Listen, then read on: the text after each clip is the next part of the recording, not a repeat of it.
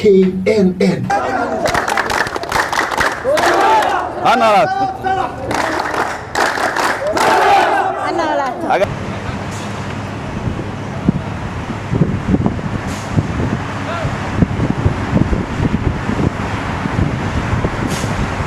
الحمد لله والصلاة والسلام على أشرف المرسلين.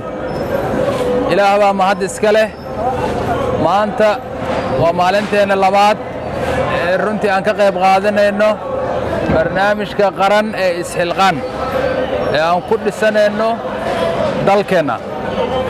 runtii waxaan rabaa inaan u mahad celiyo bahda isxilqaan oo runtii juhdi badan bixiso oo la shaqayso wasaaradaha xukuumadda ee Jamhuuriyadda Federaalka Soomaaliyeed oo maalin walba taagan oo waqtigooda ku bixinaya in dib loo yagleelo ama loo dhiso tiyaatarka iyo madxafka iyo qeybihii bulshada ee dawladnimadeenna hore aan u haysan jirnay runtii waqti badan ku bixinay si quruxdooda iyo bilicdooda lagu soo celin lahaa. runtii waa mahadsantihiin.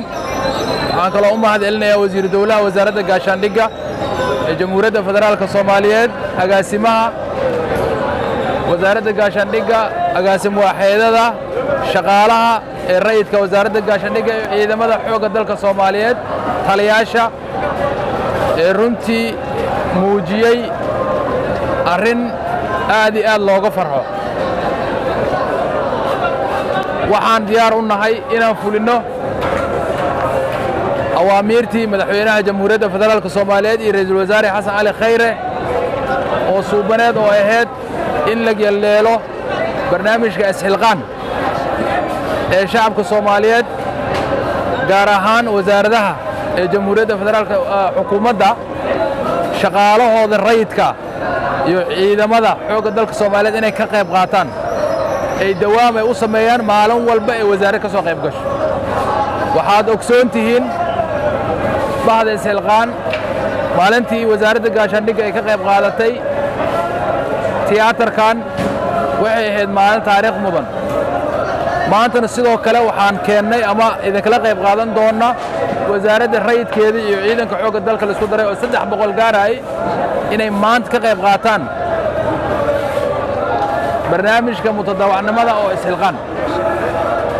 runtii waxaan rajaynaynaa hadday tiyaatarkan naga dhammaado inaan madxafkii oo maanta noo bilaabanayo aan ku xijino, inaan ilaa aan gaarno isbitaallada ama isbitaalka xoogga dalka Soomaaliyeed uu qayb ka yahay